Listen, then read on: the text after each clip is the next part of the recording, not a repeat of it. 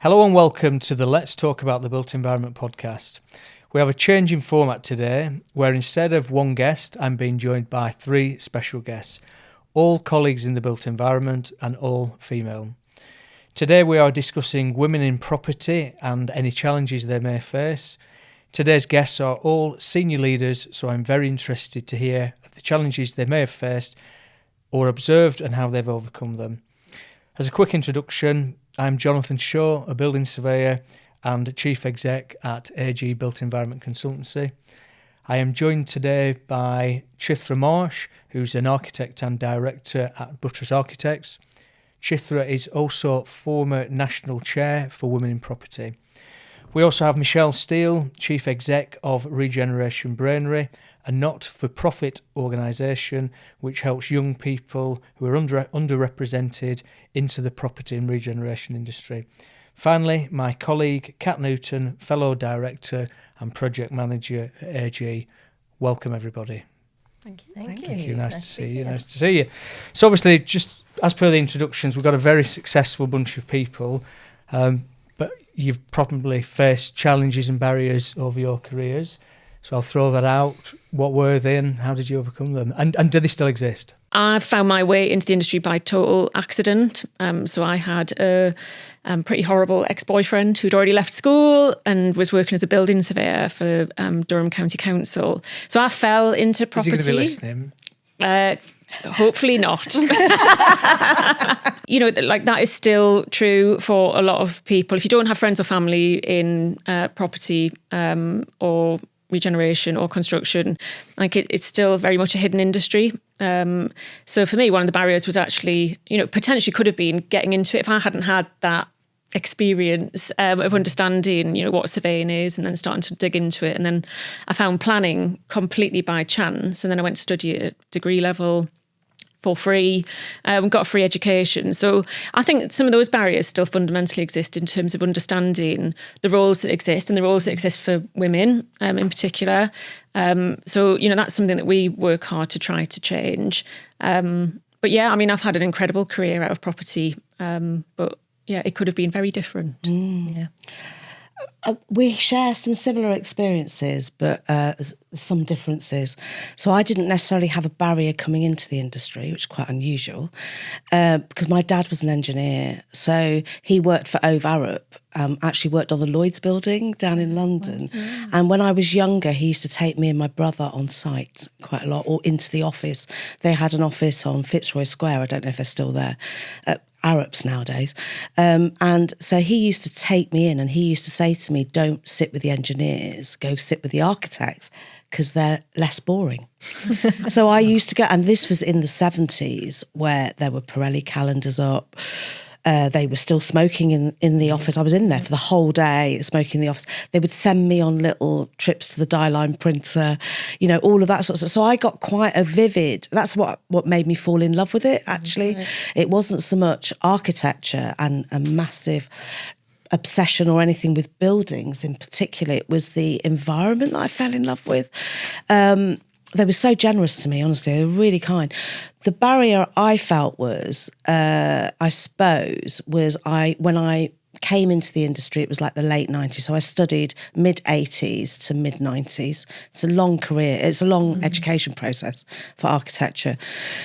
And I came into the industry where it was very heavily male-dominated. There was only one female architect in the whole of the office. That I worked in London, only one female architect that I remember. But I had two bits, I suppose. There's a bit about my cultural heritage and appropriation. So I have spent my whole life, so this isn't actually anything to do with the career that I chose, it's just my life. And I still do it now. And that is that I pretend to be English. I spent a long part of my life ignoring my heritage because I so wanted to fit in that I always used to say, I forget that I'm brown because I see myself from the outside, inside out. So it's only when you look in the mirror that you realise that you're different to everyone else. If you speak the same, you eat the same stuff.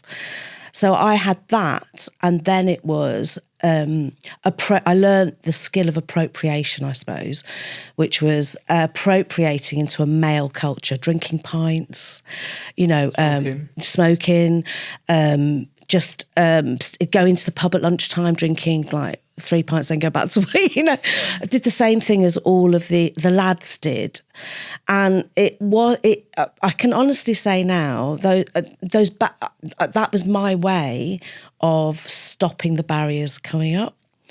But then I think I probably felt the barriers more as I got more senior in my career, and it was the presence of a glass ceiling that appeared, and having a family and having children, or my daughter, that was where it's, because up until then I actually I did okay.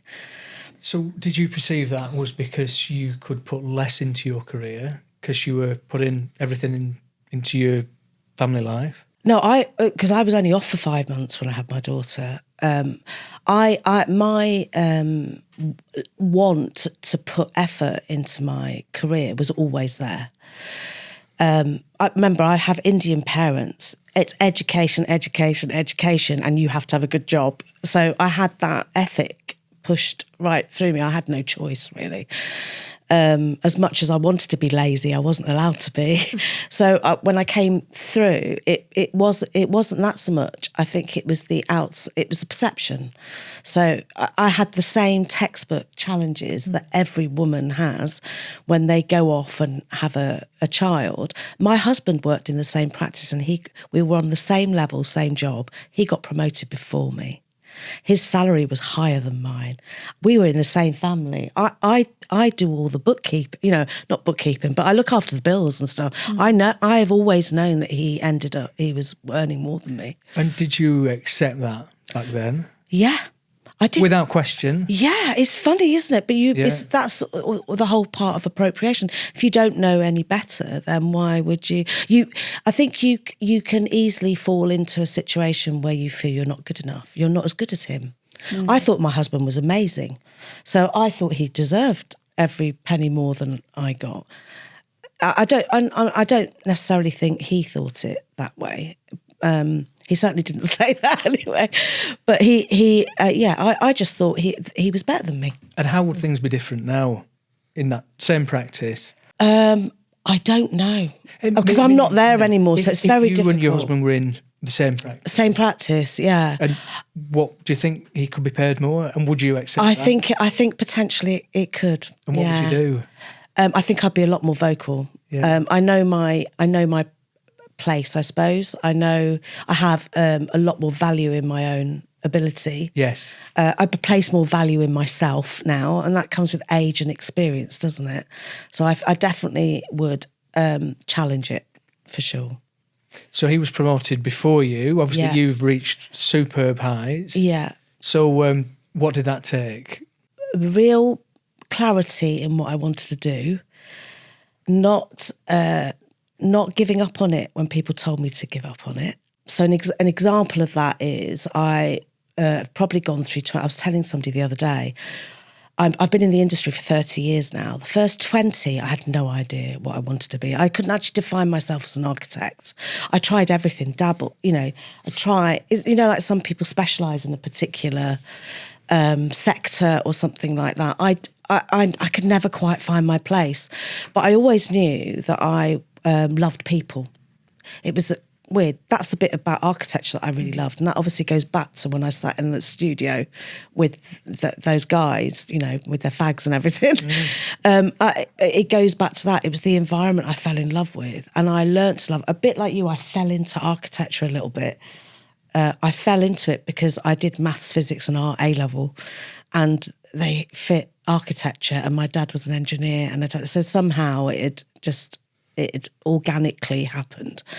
And so, that's basically the thread of my whole career. It has all organically happened. But the one thing I did was, I suppose, mid-career, I got quite disappointed.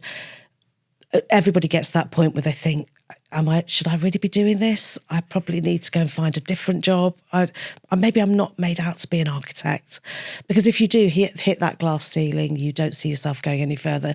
There's a value placed on you, and you think everybody else is better than you. You're going to think, well, do you know what? I might need to get out of this. And then I found Placed. It's really strange, who are a social enterprise in Liverpool, and I joined them as a volunteer ambassador. Very similar to what Michele does now, actually. And it was looking after, going into schools, doing school workshops, promoting design to primary, secondary school, and then later on going into the universities as well, doing that, and then consultation engagement, getting involved in consultation engagement. And I absolutely loved it. And I thought, that's it. That's what I want to do. But throughout the last 10 years, certainly not at Buttress, I have to say, this is where it all changed. The years preceding that, I did get told, stop doing that because it doesn't make us any money. And I thought, no, I'm not doing that. I'm just not going to tell you I'm doing it. And so I did. They'll probably get me now. But I continue. I was quite, and I think all that's happened now is I joined, well, it's solidified now. I've joined Buttress 6 years ago. They're really people facing. It's all about people-centric architect, people first. I came in with those sort of social value skills. They were already doing it, but I helped enhance it. And now I lead on those social value initiatives that we do. And also I have now found my definition only in the last year of what kind of architect I am. And I'm community. And it took me 30 years to work that out, that I want to do community projects. It feeds into all of that stuff. And all of the social value side of it, going into schools, working with people like Michele, that all of that stuff feeds into the architecture of what you do as well. So it's taken, and I'm retiring in 10 years, so I'm glad I worked it out now, really. And Kat, yourself, what's your story of getting into construction, issues you might have faced? Well, mine was a little bit different. I sort of knew I wanted to be in the built environment from about 14. I have, same as you, Michele, no background in building, came from a very working family, had only my mum who brought me up. She worked at the University of Salford and just was chatting to people in the surveying department. They were like, let's get her to go and do some work experience. So my first work experience was with the Ordnance Survey.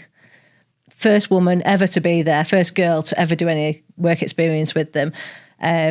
But they were so lovely and took me out onto all the different sites, new housing estates, and we're mapping them. And I was like, I like this.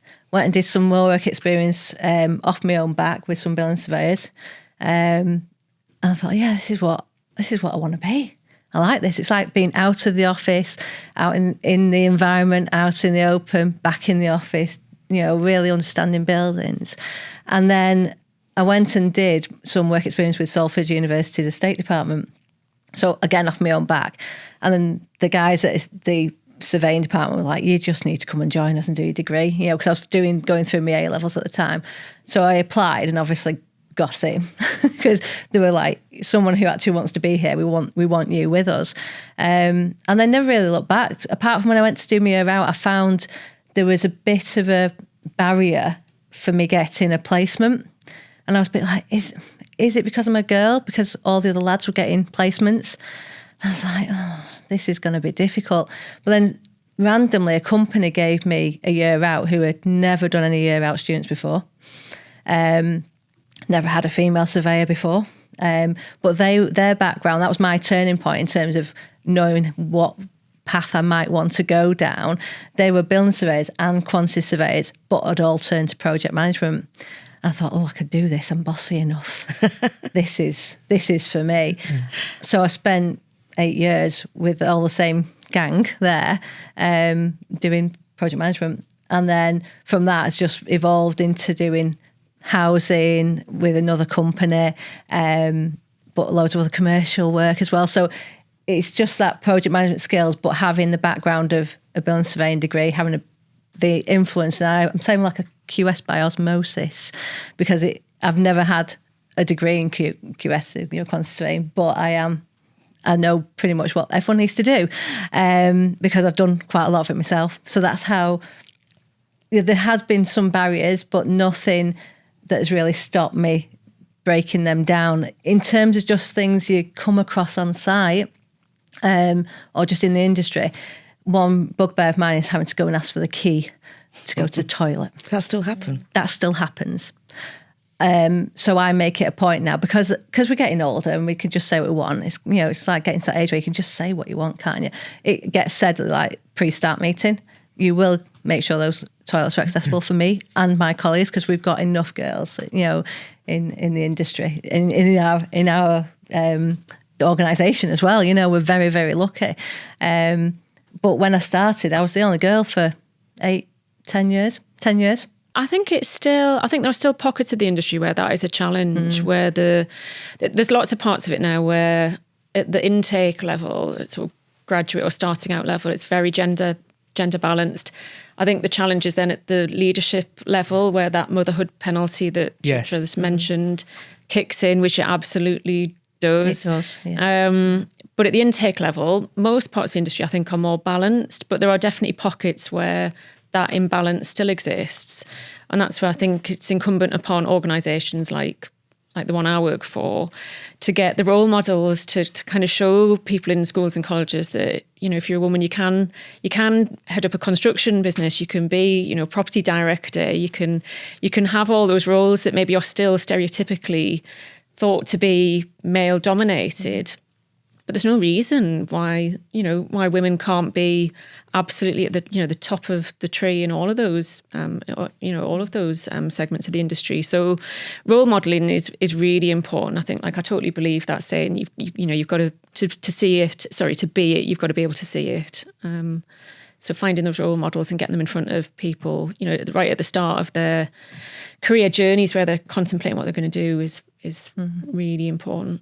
So do you think it's improved over your careers? Is it better now than, you were almost lone wolves, looked your way into the built environment and you've enjoyed careers? Do you think it's better now where we are managing to encourage people? Obviously, Michele, you're trained too.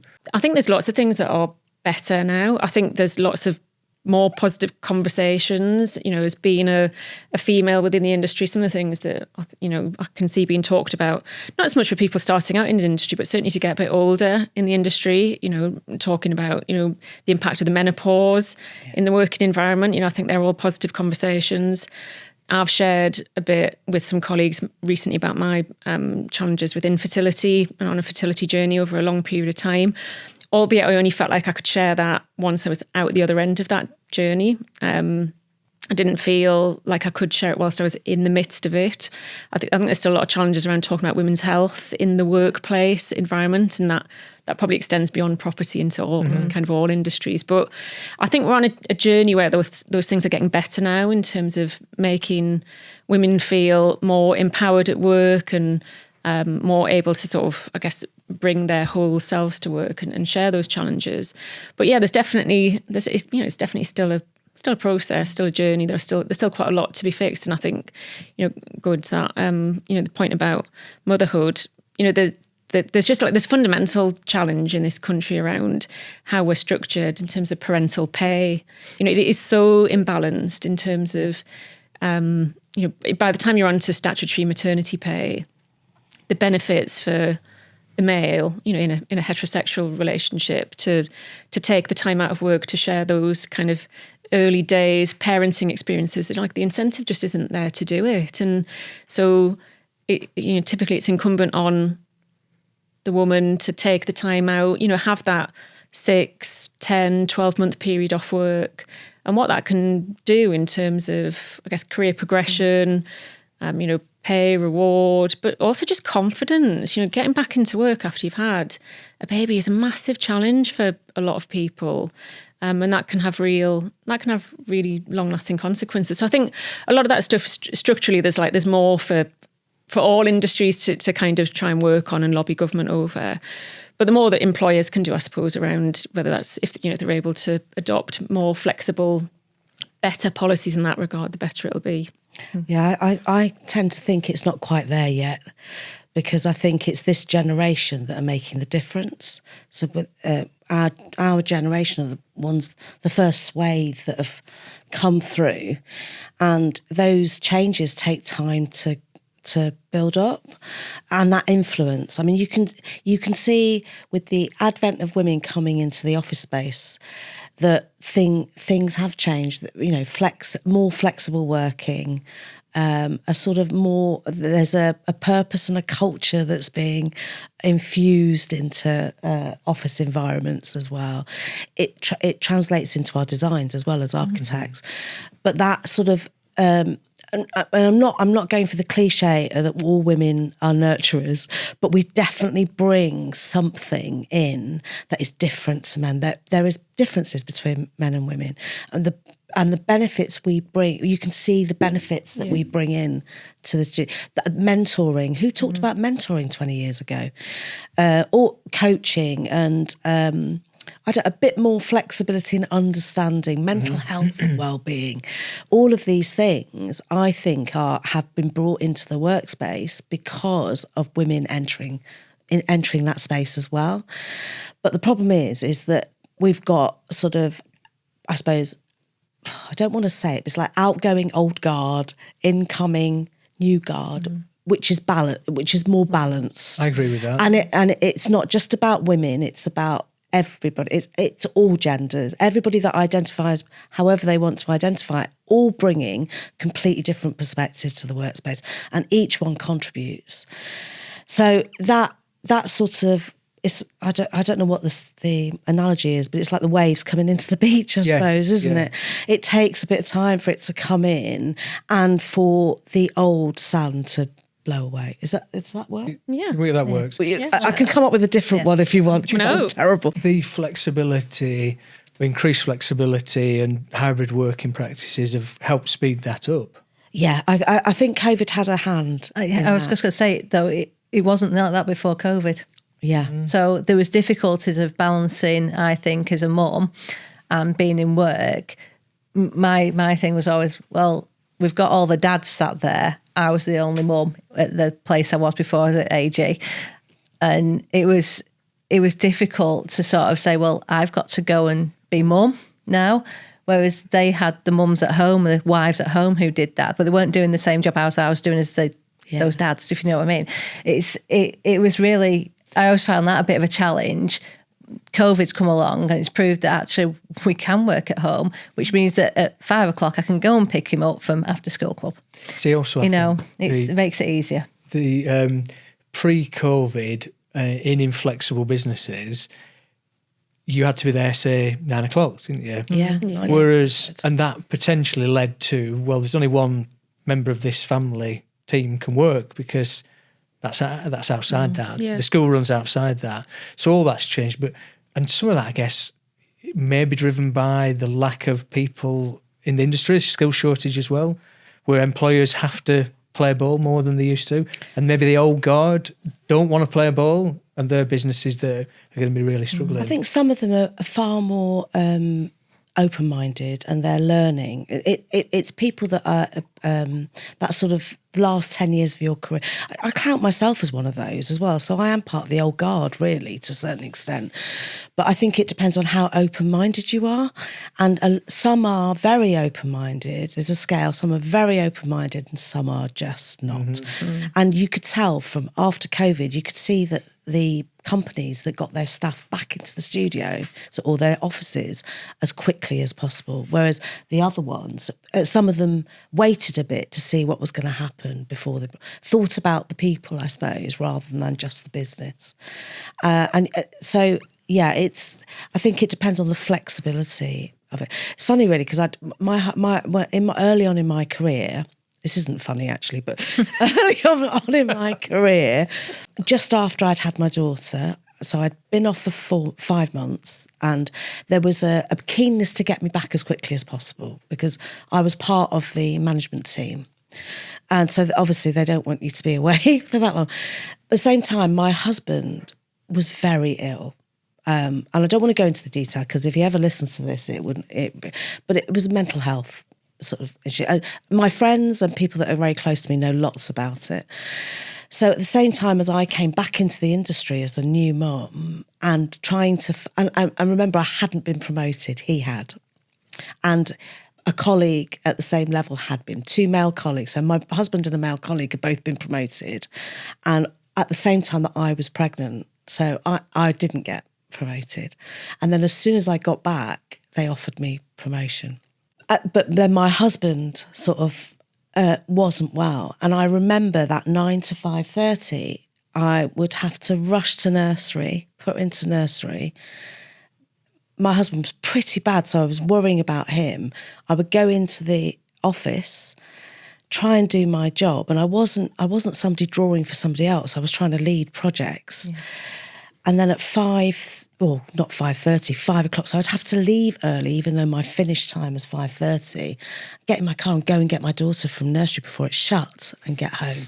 And that is the thing that hindered my career. Mm-hmm. There was no flexibility in any of that to say, and he worked for the same company, there's no flexibility in all of that to give you a bit of leeway. Do you know what I mean? So I think if I was to have that situation now, I think it would be a lot easier. You would have people in a leadership position that were much more open to it. Mental health is, the stigma's not as bad as it was before, and you have mechanisms within the workplace that actually help, like health and wellbeing programs and stuff like that. The caregiving aside, having children, what about progression to leadership roles? Have you seen any issues there? I think it's still all playing out. I think I'm the only woman on ours, but we are keen to get others onto our board. So I hope, and the thing is, you've got, what's the word? It's like, you've got to get people into position, haven't you, to be able to get there. And women are coming through now and being pulled into leadership roles a lot more. So I think it's getting better, but it's not quite there yet for me. Yeah, I agree with that. I mean, I've had a slight change in career. Regeneration Brainery for me is a pretty recent thing. But prior to that, and as a planning director, my career progression was really rapid, strong, relatively barrier-free, I would say. And a lot of that was down to hard work, but a lot of it was down to recognising. I look back now and I can see what I call the informal sponsors who kind of championed me along the way, that I had to respond to. But people, and it was male leaders in the industry who saw something in me and gave me the opportunity to either take the lead role on projects, or go to that big client meeting and front it up when I was still relatively junior, or present like a big piece of research to the 200 of the firm's biggest clients, and have the faith in me to do that. That's what I think sort of propelled me forward in my sort of my former career, as it were. So I didn't, up to a point, I didn't really experience barriers to career progression. So with regard to diversity, that's something you're looking at, Michele, at Regeneration Brainery. Can you tell us a bit about that? Yeah. Well, so the whole purpose of Regeneration Brainery is to get more diverse young people into property and regeneration. And I mean, you look at most organisations, they are rarely representative of wider society. So you've got, I suppose, invisible diversity, so socioeconomic background or cultural background. But you've got visible diversity, so ethnicity as I suppose the most obvious factor. And as an industry, we're just not representative of, a city like Manchester that we're sat in here, where almost a third of its population is from an ethnic minority background. That's not the workplaces that I've worked in, or the teams that I've been involved in from projects that I've worked on, and in London it's over 50% of the population. So we've got a long way to go. So Regeneration Brainery exists to try and, I guess, shine a spotlight to young people who wouldn't ordinarily hear about property and regeneration as a career. They're not being told about it by schools and colleges. To explain to them that it's a brilliant career, and actually that the industry needs those more diverse inputs. It needs the creative inputs of people who've got different lived experiences, who've got different backgrounds, because whatever part of the industry you're involved in, we're all about making places and creating new communities.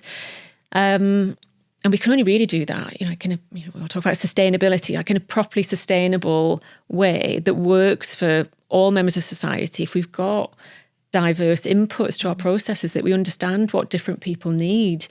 So it's a response to industry need, the skills gap and skills shortages, but also it's actually just highlighting that it's a brilliant career. I had a great career from it, fell into it completely by chance, but I earned good money from it. I had 20 years of just really exciting stuff, being part of some incredible projects. And that should be opened up to way more people than it is at the minute. What do you enjoy about working in the built environment? And what would you say to anybody, female or whatever background they're from, about, entering the built environment? I love people. And I love the people in the industry. We're a sociable bunch, aren't we? Yeah, I absolutely love it, and I love working with people on the projects that I work with, which is why I love doing community projects, because you get more access to people. Really, you don't sit at a desk looking at just the technical aspects of a job. So for me, this whole industry I've just built up so many friendships that I hope will continue right through past the retirement. It's a real, and coming to Manchester from London as well, which was much bigger, I really feel part of the community here. So for me, it's people, definitely. It's going to be quite boring, this, because it's really similar. I think the chance to be involved in creating places, some of the places, I've been really lucky to work on a lot of city centre projects here in Manchester. Regen's the best ever, isn't it? The most rewarding. Yeah, it really is. And as some of my son's only 4, so he's not quite into the built environment yet. But my niece, who's 20, still in Newcastle, bringing her around Manchester city centre last summer and just showing her some of the projects that, being able to say, I played a part in that. I was involved in this project. I did the that I did the planning on that. That is brilliant, and I will be able to do that when my son gets a little bit older. Show him those kind of projects that I was involved in, and that you get to do it with a great bunch of people, because it's such a lovely community of people to work with. So that's why I advocate so strongly, with Regeneration Brainery, to those young people, to say this is a brilliant career. There are so many careers like that. It's just giving people the chance to see what they are and to understand how you can get into them, because it's an absolutely awesome job. It is really about that. It doesn't matter whether you're creating a new retail park, whether you're creating extra cares. They're my fave, because it's those like Doris and Stans who are going to move in. Yeah, and you go, right, I'm making this building for them. I was expecting this podcast to be a semi-horror story about what is happening to women in property, but it's not the case, is it? I think we've got to look at it positively. I think if we take some of the negatives that we all probably have had, I've been called some horrendous names. And I don't think my male colleagues, not by you, definitely not by you, definitely not by anybody with us. But over the years, been really called some terrible things, which they would not have called my male colleagues. I think it's that fighting spirit, isn't it? You need that fighting spirit, and if you get weighed down by the negative, you just won't. Yeah, you're almost failing before you start. Yeah, really, exactly, aren't you? You're just on a downer straight away, I think, aren't you? So you can't be like that. You can't think about those little niddly things, and they are little niddly things sometimes, But equally, we were talking about this before we sort of started this recording, about feeling safe to call out those things. I think it's now more acceptable to say that's not acceptable Yes. to call someone or to use that terminology, and that's down to workplaces to create that culture where you do feel, where everyone, whatever your gender, whatever your position, that you do feel that you can call out those bad behaviours. So I think that's definitely a more progressive shift than there has been in the past.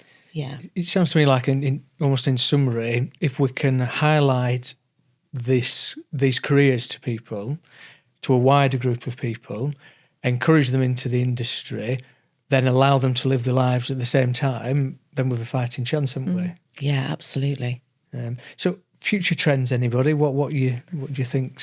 What will the future look like? Don't start with me. I think it's a massive shift already. I think there's a really big shift already of encouraging, women into the industry as well as other ethnic minorities. There is that thought that we're going to make a shift, and I think that's a really good starting point, that we're talking about it.